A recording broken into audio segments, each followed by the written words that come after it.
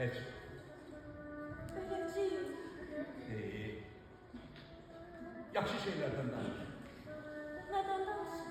Ne bileyim, gelecekten. Yazık. Alnımıza ne yazdın?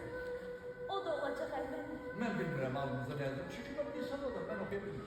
Öyle değil mi? Ben de. Neden bilmedin danışırsan? Sen bir yıldızlara tamaşa ederken, görece sarışın olur. Bilirsen onlar niye böyle sarışır? Yok. Ha, onlar birbirlerine göz vururlar ki, göresen o körpü üstünde eğleşen güzel kimdi o hoşlar?